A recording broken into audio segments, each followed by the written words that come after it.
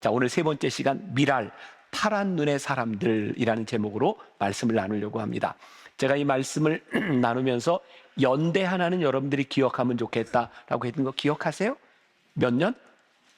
1885년 4월 5일에 공식적으로 우리나라에 아펜젤라 언더우드 선교사님이 들어왔습니다. 제가 7주 동안 나누는 이야기는 요 1885년을 기점으로 전후의 이야기들을 나누고 있으니까 요 연대를 여러분들이 기억하시면 말씀을 이해하는데 훨씬 더 도움이 될 거다. 자, 첫 주에 제가 빛으로 말씀, 생명 이런 이야기를 했어요. 기억나세요? 우리나라 이 조선 땅에 복음이 공식적으로 들어오기 전에 이 땅에 말씀이 있었다. 그리고 말씀이 빛이 되어서 이 땅에 암울함을 몰아냈다. 이런 이야기를 했습니다. 지난주에는 보이지 않는 손의 만남을 통하여 하나님의 계획이 이 땅 위에 있었다. 이렇게 처음 듣는 듯한 표정을 하시면 안 되는 거 아시죠? 혹시 말씀을 놓친 분들이 있으면 유튜브로 들어가서 한번 쭉 연속적으로 보면 좋을 것 같고, 오늘은 미랄에 대한 이야기를 나누게 됩니다. 자, 오늘 우리가 읽었던 본문 말씀 중에 마가복음 4장 20절에 좋은 땅에 뿌려졌다는 것은 예수님이 비유로 말씀하셨던 부분들을 우리 알고 있습니다. 여러분, 씨가 땅에 떨어진다고 하는 것은 중요한 법칙이 있죠. 뭐냐면 땅에 떨어져서 썩어야 열매를 맺는다고 하는 법칙입니다. 오늘 여기 좋은 땅이라고 하는 말이 등장을 하고 있는데, 사실 좋은 땅이라고 하는 것은 처음부터 갖추어진 어떤 조건을 이야기하고 있는 게 아니에요. 예수님 당시 팔레스타인에서는 농사를 짓기 위해서 씨를 뿌릴 때 좋은 땅에 뿌렸던 것이 아니라 그냥 땅에다가 씨를 쭉 뿌려놓고 그 땅을 기경을 하면 그 땅 속으로 씨가 들어가서 썩고 열매를 맺었다는 이야기를 합니다. 우리나라 조선 땅에 처음 복음이 들어왔을 때 이 조선 땅은 좋은 땅이었을까요? 그렇지 않았어요. 누군가 이 땅을 기경했고, 이 땅을 기경함으로 인해서 미랄이 씨가 썩어지고 열매를 맺었던 것을 보게 됩니다. 오늘 혹시 여러분들의 삶에 내 땅은 별로 좋은 땅이 아니라고 생각하는 분이 있을지 모르겠어요. 오늘 이 땅을 기경한다고 하는 것, 미랄이 된다고 하는 것이 얼마나 중요한 것인지, 이런 이야기를 여러분들과 함께 나누려고 합니다. 터툴리안이라고 하는 유명한 초대 교부 순교자는 이런 이야기를 했어요. 순교자의 피는 교회의 씨앗이 되고, 교회는 순교자의 피를 먹고 자란다. 굉장히 무서운 말씀이기도 해요. 순교자의 피가 교회의 씨가 되었고, 이 교회는 순교자의 피를 먹고 자란다. 오늘 여기에서 우리가 너무나 이렇게 편안하게 자연스럽게 예배를 드리고 있지만, 우리가 예배를 드릴 수 있는 이 토양, 이 교회의 뿌리는 순교자의 피 위에 있었다고 한 것을 우리들이 부인하지 못할 것 같아요. 지난주에 제가 잠깐 언급했는데, 우리나라의 최초의 순교자 토마스 목사님 기억나세요? 우리나라에 처음 공식적으로 복음이 들어왔던 1885년보다 19년 전 1866년에 토마스 목사님이 첫 번째 순교자가 됩니다. 평양에 복음을 전하기 위해서 대동강을 건너서 올라올 때에 거기에서 창에 맞아 목에 잘라 순교자가 되죠. 생각을 해보세요. 27살의 나이에 조선 땅에 복음을 전하러 들어왔는데, 어머니가 그 아들이 순교했다는, 죽었다는 이야기를 들었을 때 얼마나 억장이 무너졌을까. 근데 기록에 의하면 그 어머니가 아들의 순교했다는 소식을 듣고 사람들과 함께 모여 기도했던 그 내용이 기록에 남아 있어요. 이렇게 기도를 했답니다. 하나님, 내 아들을 목베어 죽인 민족이지만 아들의 죽음이 헛되지 않도록 조선이 주님 앞에 돌아오기를 바랍니다.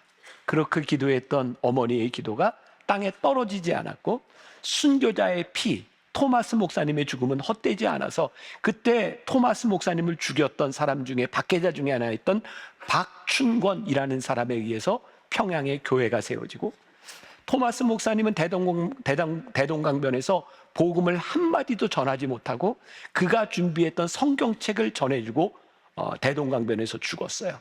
그때 성경책을 받았던 12살 난 최치량이라고 하는 소년이 있었습니다. 이 최치량은 그 성경책을 가지고 가서 어떻게 쓸지 몰라 집에 도배지로 썼습니다.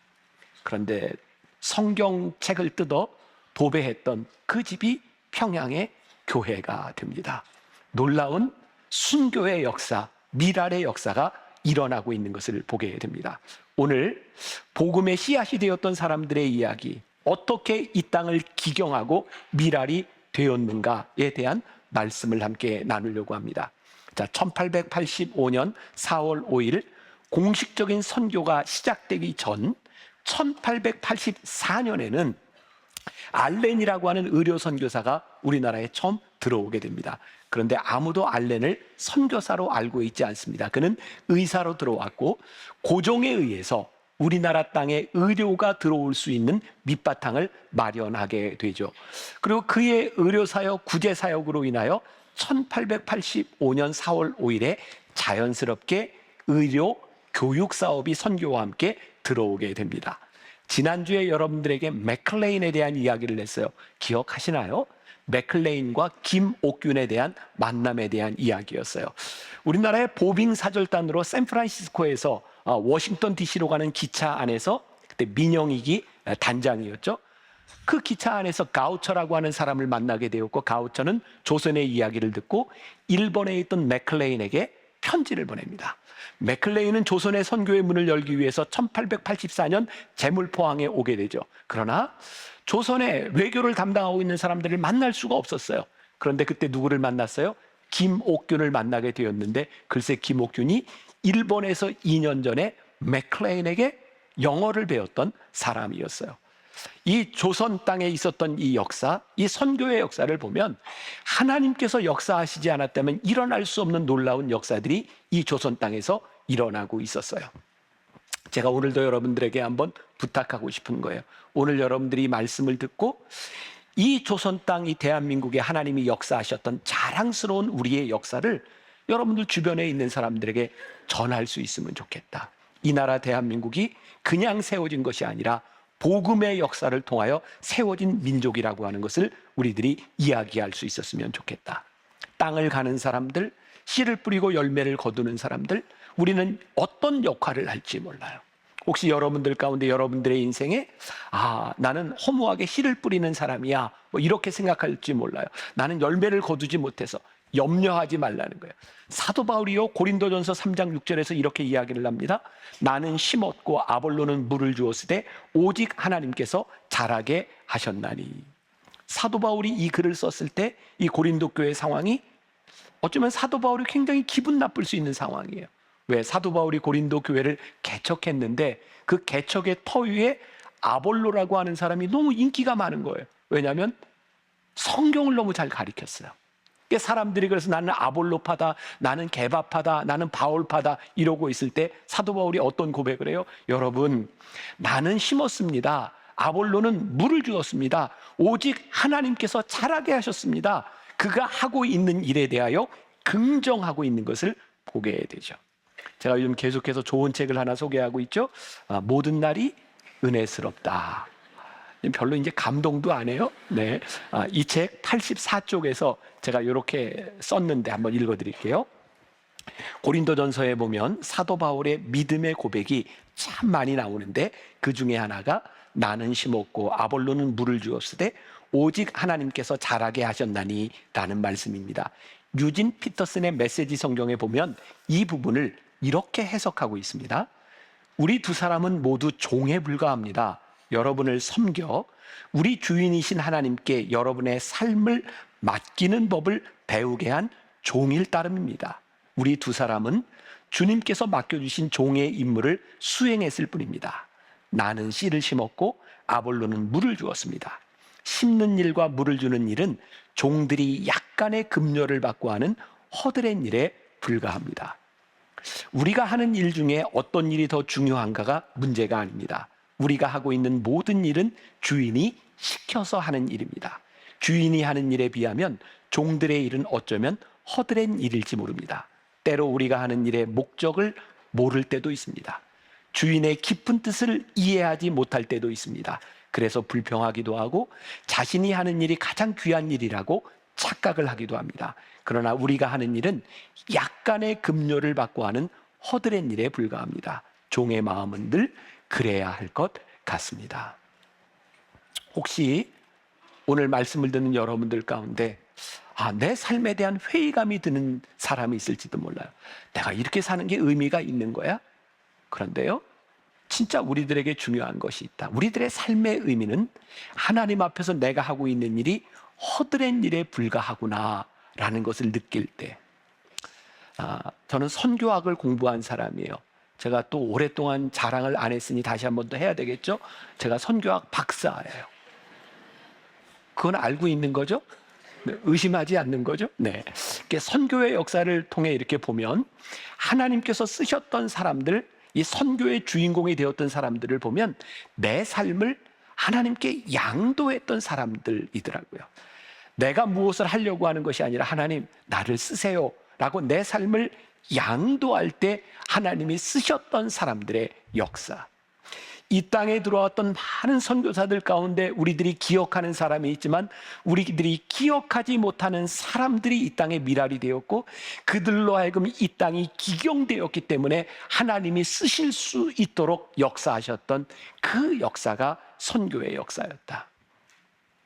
뭐 자랑하는 김에 좀 더 해도 될까요? 제가 이렇게 만나교회 담임 목사로 이렇게 사역을 하면서 내가 참 괜찮은 담임 목사다 이런 생각을 종종 자주 해요. 왜 제가 좋은 목사라고 생각을 하는가? 어제 이제 토요 예배 때는 요 앞자리에 우리 이제 목사님들이 이렇게 앉아서 예배를 함께 드렸는데 저는 제 사역에 큰 기쁨 가운데 하나가 우리 목사님들이 잘하는 거예요. 그리고 제가 못하는 걸 잘해주면 더 좋아요. 내가 무엇을 하는 것보다 하나님께서 함께하는 믿음의 동역자를 세워주셔서 함께 하시는 일이 나에게 큰 축복이다. 왜? 그게 나의 일이 아니라 주님의 일이니 주님의 일을 할 수 있도록 인도해 주시는 그 은혜가 우리들에게 얼마나 큰가. 하나님께서 우리를 쓰실 때 내가 허드렛 일이라고 여겨지는 그것들을 통하여 일하시는 하나님을 우리들이 볼 수 있을 때 누군가를 질투하거나 누군가를 미워하는 것이 아니라 그들에게서 하나님의 손길이 보이기 시작할 때 우리의 인생이 얼마나 복된 인생이 될 수 있겠는가. 중앙아프리카의 조지 아틀레이라고 하는 선교사에 대한 전설적인 이야기가 있어요. 젊은 시절 중앙아프리카에 들어갔던 조지 아틀레이는 원주민들에게 의해서 죽임을 당해요. 창과 몽둥이로 맞아 죽습니다. 그가 죽었을 때 그의 옆에는 윈체스터 연발총이 들려 있었다고 해요. 그러나 그는 끝까지 방아쇠를 당기지 않고 죽었습니다. 이유를 이렇게 이야기하죠. 내가 복음을 전하겠다고 이 땅에 들어왔는데 내가 살기 위해 총을 쏜다면 누가 복음을 듣겠는가? 그리고 맞아 죽습니다. 그리고 그의 총에는 탄환이 장전되어 있던 것이 발견이 됩니다. 원주민들은 그의 죽음, 총알이 장전되었던 그 총을 보고 회개하고 그들이 돌아오는 선교의 역사가 이루어지게 되죠. 선교사는 땅에 떨어져 하나님 미랄이 되었던 것 같지만 하나님은 그의 죽음을 통하여 새로운 생명들을 얻게 되는 것을 보게 됩니다. 하나님, 우리를 쓰신다고 할 때 내가 기꺼이 미랄이 된다고 하는 것은 어떤 것일까요? 조금 전에 영상에서 보았던 우리나라의 4대에 걸쳐서 미랄이 되었던 유진벨 목사님에 대한 이야기를 여러분들이 잠깐 보셨어요? 다시 한번 리뷰를 해볼까요? 유진벨 목사님 부부는 1895년 4월에 한국에 들어왔습니다. 저기 유진벨 목사님과 그리고 로티 아내가 함께 사역을 하죠. 그런데 아내는 1901년 34살의 나이에 정말 빨리 세상을 떠나게 됩니다. 유진벨 선교사는 57살 1925년까지 한국에서 선교를 하다가 광주 양림동 묘역에 묻히게 됩니다. 저 둘 사이에는 샬롯이라고 하는 샬롯 베리라고 하는 딸이 하나 있었습니다. 미국에서 자랐지만 부모님이 죽고 난 다음에 다시 한국에 돌아오게 되죠. 그리고 그때 한국의 선교사로 있었던 윌리엄 린튼과 결혼을 합니다. 저 두 부부는 우리 한국 사회에서 굉장히 중요한 의미를 가지고 있는데 우리 민족주의 운동과도 연관이 되어 있어요. 결국은 1937년 우리나라가 해방되기 몇 년 전 결국은 미국으로 추방을 당합니다. 이유는 신사참배를 반대했다는 이유로 일제에 의해서 추방을 당합니다. 그때 11살 난 휴 린턴이라고 하는 아들도 같이 추방을 당하게 돼요. 해방이 되었을 때 다시 저 부부는 한국 땅에 들어오게 되었고, 그리고 유명한 한남대학을 설립하고 40년간 전라도 지역에서 학원 선교를 하게 되죠. 그때 휴 린턴은 이 땅에 들어와서 선교를 하는데 한국 땅에서 선교사인 여자를 하나 만나게 됩니다. 이름이 로이스 린튼이에요. 저는 이 말씀을 준비하다 지금 저 사진이 있지만 제가 보았던 사진은 휴 린턴이 군복을 여기 나왔네요. 저 사진을 보면서 주말에 명화에 나오는 주인공 같다라는 생각이 들었어요. 저 두 사람의 모습을 보면서 저렇게 멋지고 아리따운 여성이 이 땅 위에서 결혼을 하고 이 땅에 선교사로 살았다고 하는 것들이 저들은 왜 이 땅에 와서 그렇게 선교사로 살았을까? 저 휴 린턴은 불행하게도 선교사로서 봉사활동을 하다가 불의의 교통사고로 먼저 세상을 떠나게 됩니다. 남겨진 로이스 린튼은 선교를 하는데 자녀 셋이 다 결핵에 걸려요.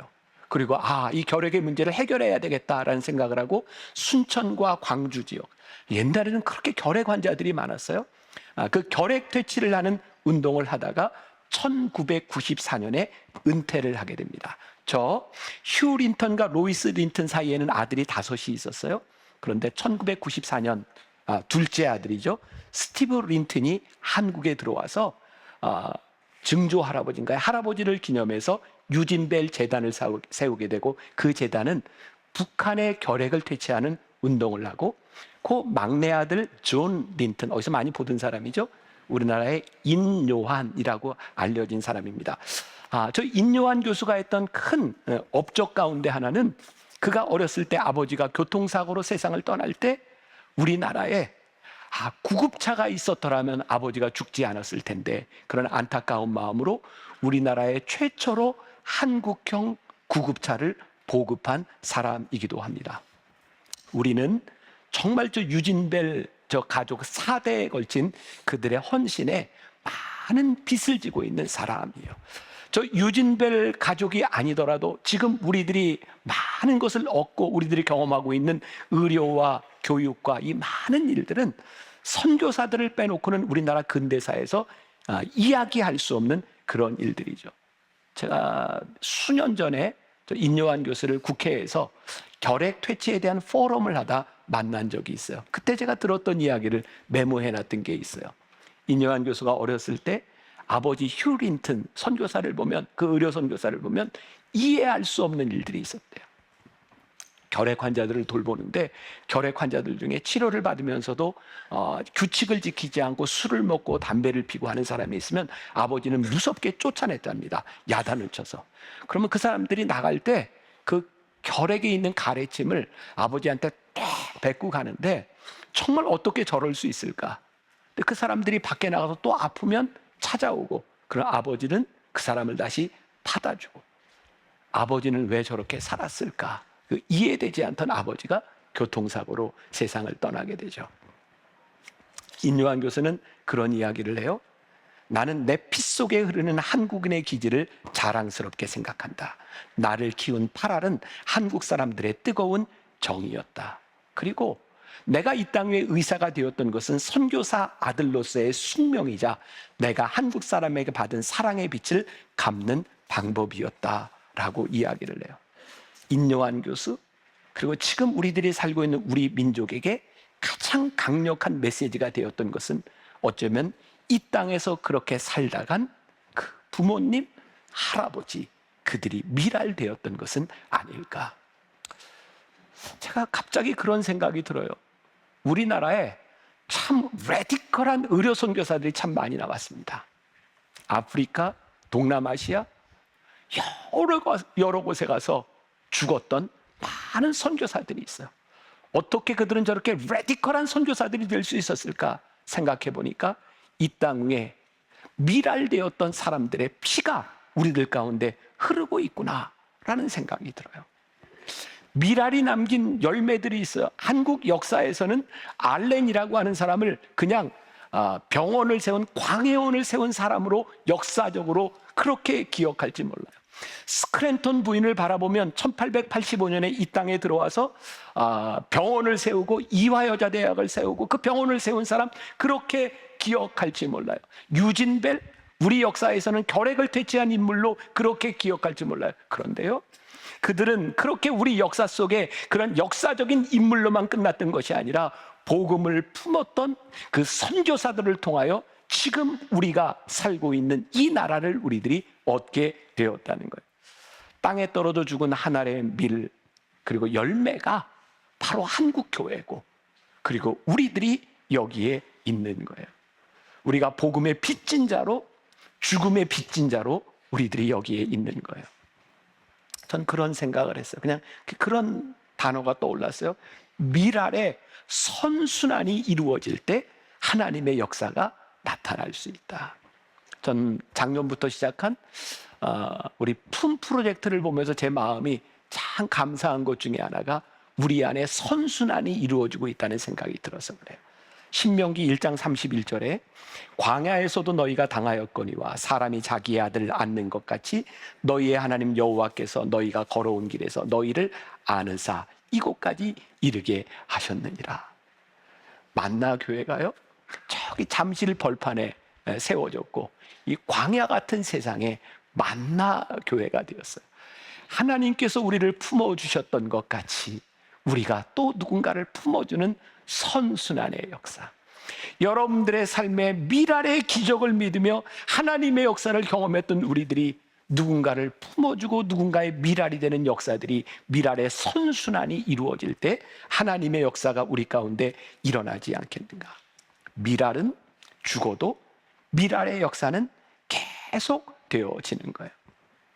알렌 선교사를 통하여 이 땅 위에 광해원이 세워진 것으로 끝난 것이 아니라 그 다음에 의료 선교의 역사들이 계속해서 일어나기 시작해요.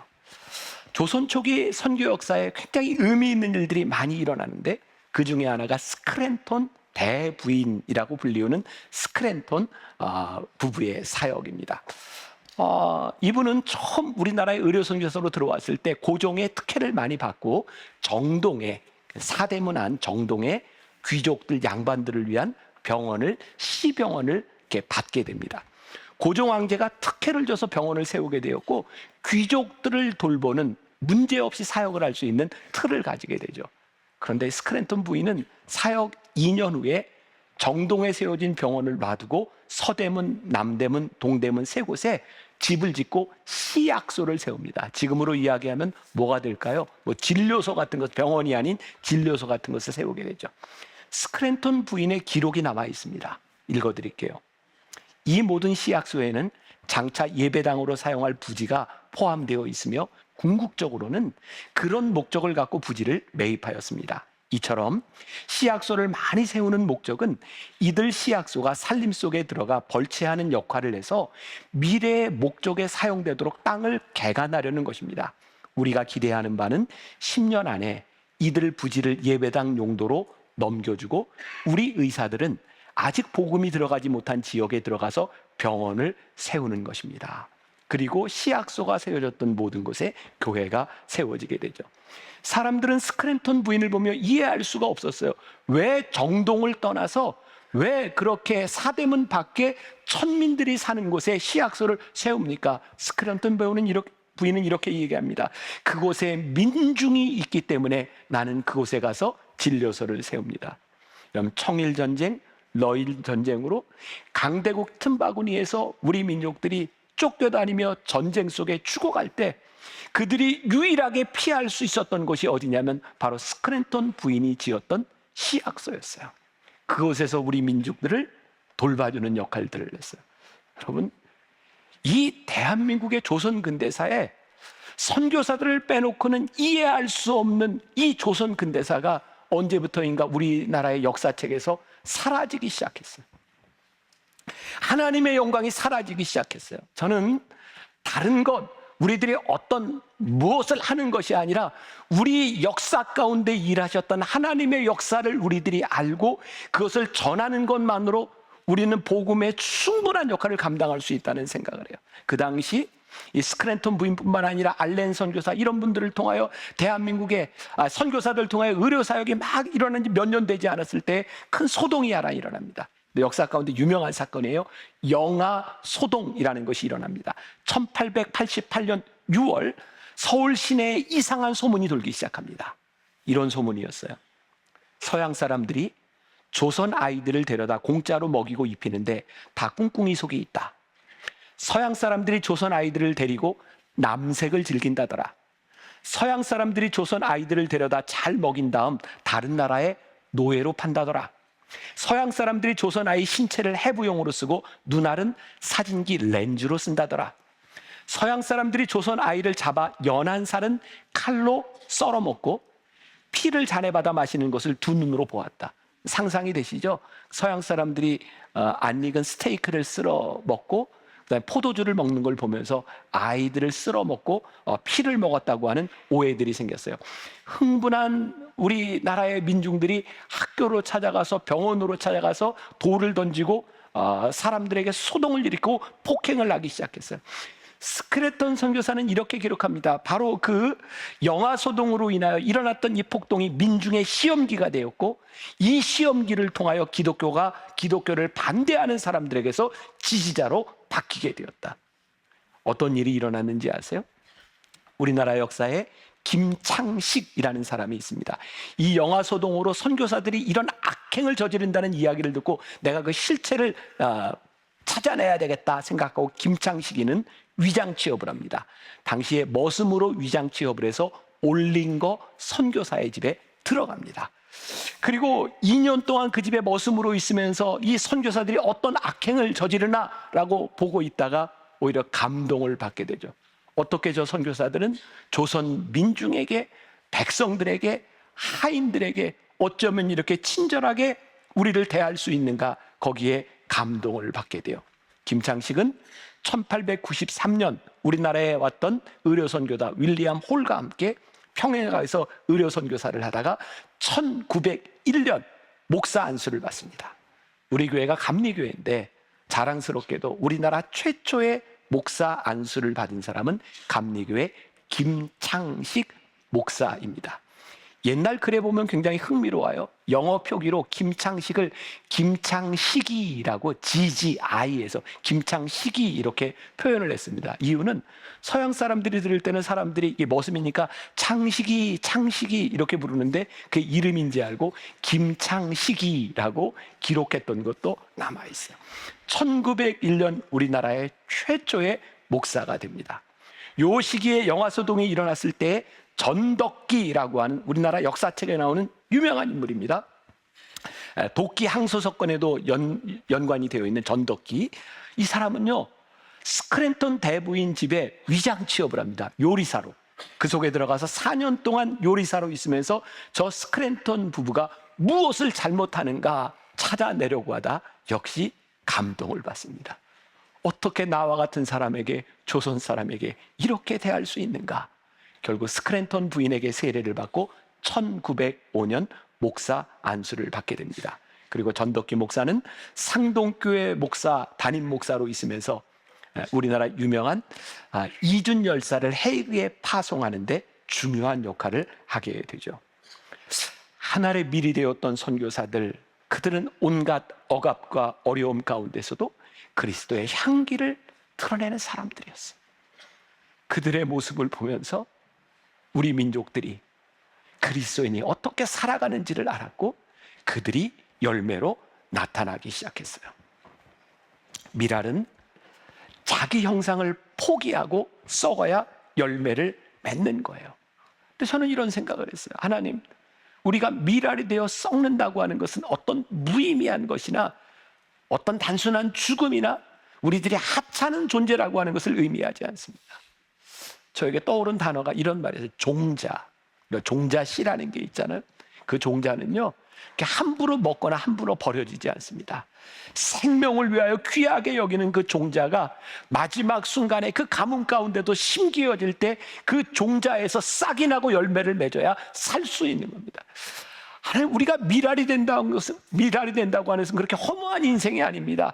귀한 우리들의 생명, 우리들이 종자처럼 아껴진 우리들의 삶이 땅에 떨어져 썩어지고 열매를 맺을 때 우리를 통하여 하나님의 역사가 일어나는 거. 그렇구나. 썩어지는 미랄 죽음이 우리들에게 저주가 아니라 우리들에게 축복이구나. 이 죽음이 많은 생명을 낳기 시작하는 거구나. 우리의 죽음은 단순히 자기를 부정하는 것이 아니라 하나님을 인정하기 때문에 우리들에게 나타나는 일. 죽음은 어쩔 수 없는 일이 아니라 우리들의 삶의 자의적인 선택으로 미랄이 되는 일. 그게 우리들 속에서 일어나는 일이구나. 한 가지 이야기로 말씀을 마무리하려고 그래요. 아마 이 이야기 때문에 우리 목사님들이 양화진에 우리 교인들과 함께 가야 되겠다라고 생각했던 것 같아요. 그럼 양화진에 가보신 분들이 꽤 있을 텐데, 양화진에 가보면 우리가 잘 모르는, 알려지지 않은 선교사의 묘비들이 많이 있습니다. 제가 양화진에 가서 많이 마음이 먹먹해서 눈물을 흘렸던 일이 있어요. 양화진에 갔는데 아무 이름도 없는 아주 작은 비석들이 쭉 펼쳐져 있는 곳이 있었어요. 영아들의 무덤이었어요.